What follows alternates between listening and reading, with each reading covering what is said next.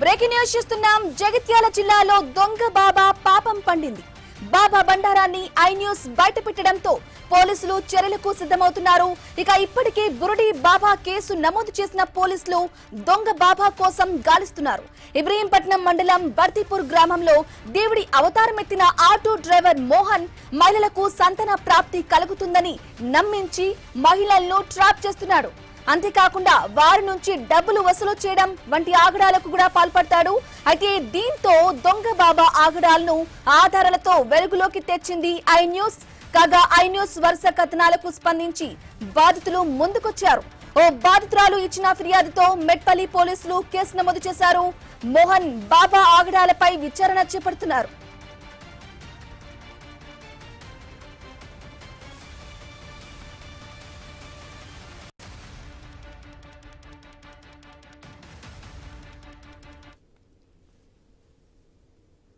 ఇక దొంగ బాబా బండారం మొత్తం బట్టబలైపోయింది. సంతాన ప్రాప్తి పేరుతో కూడా ఆయన మహిళలు మోసం చేస్తున్నారు. ఒక ఆటో డ్రైవర్ మోహన్ అయితే దేవుడు అవతారం ఎట్టి కూడా ఆయన భక్తుల నుంచి భారీగా డబ్బులైతే వసూలు చేస్తున్నాడు. ఐ న్యూస్ వరుస కథనాలతో కూడా ఈ వెలుగులోకి వచ్చింది. బాబా ఆగడాలకి సంబంధించి ఇదే విషయానికి సంబంధించి కంప్లీట్ డీటెయిల్స్ మా బ్యూరో చీఫ్ కిరణ్ అందిస్తారు. కిరణ్, చెప్పండి, దొంగ బాబాకి సంబంధించి ఆయన పోలీసులు గాలిస్తున్నట్లుగా తెలుస్తుంది. అప్డేట్స్ ఏంటి? బర్తిపూర్ బాబా వ్యవహారం ఇటు ఉమ్మడి కరీంనగర్ అదేవిధంగా ఉమ్మడి నిజామాబాద్ జిల్లాలో చర్చనీయాంశంగా మారినట్టుగా తెలుస్తా ఉంది. అయితే బర్తిపూర్ వేదికగా కూడా చాలా మంది మహిళలను ట్రాప్ చేయడం, అంటే దేవుడి పేరుతో పూజలు చేయడం, భారీగా డబ్బులు వసూలు చేయడం వంటి ఆగడాలకు పాల్పడేవాడని కూడా ఈ మోహన్ బాబాపై ఆరోపణలు వస్తున్న వంటి నేపథ్యంలో ప్రస్తుతం అయితే ఐన్యూస్ వరుస కథనాలతో కూడా అలర్ట్ అయినటువంటి పోలీసులు మోహన్ బాబా కోసం కూడా గాలింపు చర్యలు అయితే చేపడతా ఉన్నట్టు కూడా మనకు సమాచారం అంతా ఉంది. అయితే మొదట్లో ఆటో డ్రైవర్ గా ఉన్నటువంటి ఎవరైతే మోహన్ బాబా ఉన్నారో అతనికి సంబంధించి అక్కడ గ్రామస్తులకు సంబంధించి కూడా ఆ చుట్టుపక్కల ఎవరికైనా ట్రీట్మెంట్ కు తీసుకెళ్లాలన్నా అంత ముందుకు బాబా దగ్గరికి తీసుకెళ్లాలన్నా కూడా అతని ఆటో ఉపయోగించుకునే వారని కూడా తెలుస్తా ఉంది.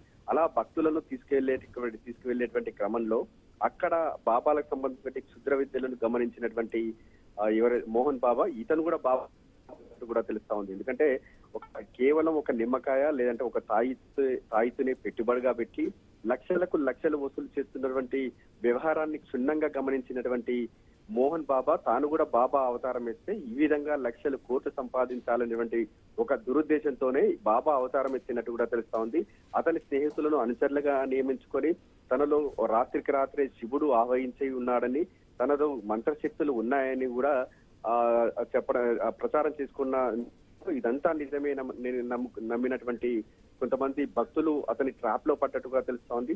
ముఖ్యంగా మహిళా భక్తులను వెళ్ళినటువంటి క్రమంలో భర్త లేని సమయంలో ఇక్కడ నిద్ర చేస్తే గనక సంతాన ప్రాప్తి జరుగుతుందని నమ్మించి వారిపై లైంగిక దాడి చేసినట్టు కూడా తెలుస్తా ఉంది. ఈ విషయం బయటకు తెలిస్తే మంత్రశక్తులతో సంతానం పూర్తిగా కాకుండా చేస్తానని కూడా బెదిరించినటువంటి నేపథ్యంలో చాలా మంది మహిళలు అతని ట్రాప్ లో పడి లొంగిపోయినట్టు కూడా తెలుస్తా ఉంది. అయితే ఈ ఘటన సంబంధించి ఒక మహిళతో ఏకాంతంగా దిగిన ఫోటో సంబంధించి ఆ ఫోటోలు వైరల్ అయినటువంటి నేపథ్యంలో ఈ బాబా వ్యవహారం మొత్తం కూడా బట్టబయలైంది.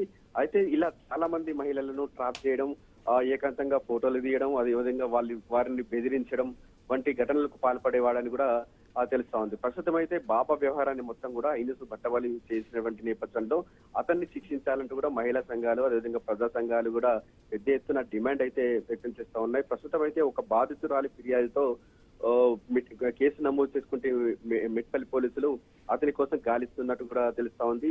ఆ బాధితురాలిని కూడా సంతానం ప్రాప్తి కోసం వెళ్ళినటువంటి క్రమంలో వారి నుంచి దాదాపు ₹1,00,000 వసూలు చేసినట్టు కూడా తెలుస్తా ఉంది.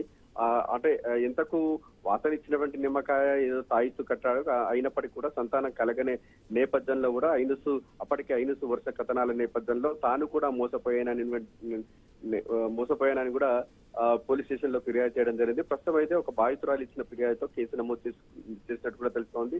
ఇంకా వేరే పలు పిఎస్ లో కూడా అతనిపై కూడా కేసు ఫైల్ అయినట్టు కూడా తెలుస్తోంది. కానీ ఇప్పటికీ కూడా అతను దర్జాగా తిరుగుతున్నప్పటికీ కూడా పోలీసులు చర్యలకు వెనకాడుతున్నట్టు కూడా మనకు సమాచారం అంతా ఉంది. మరోవైపు అతన్ని కఠినంగా శిక్షించాలనే డిమాండ్ ఇటు ఉమ్మడి కరీంనగర్, అదేవిధంగా ఉమ్మడి నిజామాబాద్ జిల్లా నుంచి జిల్లా ప్రజల నుంచి వ్యక్తం అవుతా ఉంది. కామని right Kiran, thank you for the updates.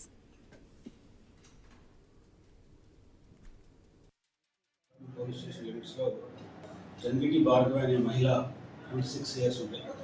ఆమె బర్తిపూర్ ఇబ్రహీంపట్నం మండల్ బర్తిపూర్ గ్రామంలో ఈ మోహన్ అనే వ్యక్తి శివాలయం మరియు దర్గా దగ్గర పూజలు నిర్వహిస్తూ సంతానం లేకపోతే మా దగ్గర పూజలు చేయించుకుంటే సంతానం కలిగిపిస్తాం అని చెప్పి ఈ బాధితురాల దగ్గర 40,000 అమౌంట్ తీసుకున్నాడు.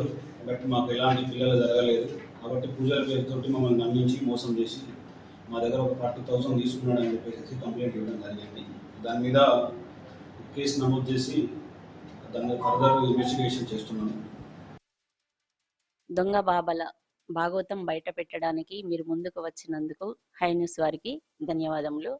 చాలా మంది మహిళలు సైన్స్ పరంగా చదువుకున్న మహిళలు చాలా మంది ఉన్నారు. ఈ దొంగ బాబాల వలలో చిక్కుకొని ఎందుకు ఇలాంటి ఉచ్చులో జీవితాలు ఖరాబ్ చేసుకుంటున్నారు. అలా కాకుండా ఇప్పుడున్న టెక్నాలజీ ప్రకారము టెస్ట్ బేబీలు కూడా వస్తున్నాయి సంతానం లేని వారికి. ఆ సంతాన సౌకర్యం కోసము మన లేడీ డాక్టర్లు మరియు ప్రతి ఊర్లో అందుబాటులో ఉన్నారు. కాబట్టి ఇలాంటి దొంగ బాబాలను నమ్మకుండా ఖచ్చితంగా డాక్టర్లను సలహాలు తీసుకొని డాక్టర్లలో చెప్పిన విధంగా మీరు నడుచుకుంటే సంతాన సాఫల్యం ఖచ్చితంగా జరుగుతుంది. దయచేసి ఎవరు కూడా ఇలాంటి దొంగ బాబాల ఉచ్చులో పడకుండా మీ జీవితాలను కాపాడుకోండి. ఇలాంటి దొంగ బాబాలకు కఠిన చర్యలు తీసుకోవాలి. ఇబ్రహీంపట్నంలో జరిగిన దారుణాలను, ఇలాంటి దొంగ భావాలను ఇంకెన్నాళ్ళు నవనాగరికత లోపల నమ్ముతారు మహిళలందరూ. సంతాన సాఫల్య కేంద్రాలు మనని మాతృత్వానికి దగ్గరగా చేస్తున్నాయి. ఇలా మాతృత్వానికి దగ్గర చేస్తున్నప్పుడు దొంగ బాబాలను నమ్మాల్సిన అవసరం ఏమిటి? ఈ దొంగ బాబాలు మనల్ని ప్రభుత్వపరమైన చర్యలను కఠినంగా తీసుకున్నట్లయితే ఈ ఐ న్యూస్ లాంటి న్యూస్ రిపోర్టర్స్ కి రక్షణ కల్పించి వీరిని మనము వెలుగులోకి తీసుకొచ్చినప్పుడు వాళ్ళ ధైర్యానికి ఈ దొంగ బాబాలను మటుకు కఠినంగా శిక్షించినప్పుడే ఇంకో బాబా పుట్టకుండా ఉంటాడు. ఇలాంటి బాబాలను జీవిత ఖైదీగా మార్చాలి. సంతానం కలిగిస్తామనే భ్రమలో హిందూ మహిళలని ట్రాప్ చేసి అదేవిధంగా వీడియోలు తీసి అవి వైరల్ అవ్వడం జరుగుతున్నది. ఇటువంటి చర్యలని వెనక్కి తీసిన ఐ న్యూస్ వారికి కూడా ధన్యవాదాలు. ఇటువంటివి బయటపెట్టి హిందూ సమాజాన్ని చైతన్యం చేస్తున్నటువంటి ఐ న్యూస్ వారికి ప్రత్యేక ధన్యవాదాలు.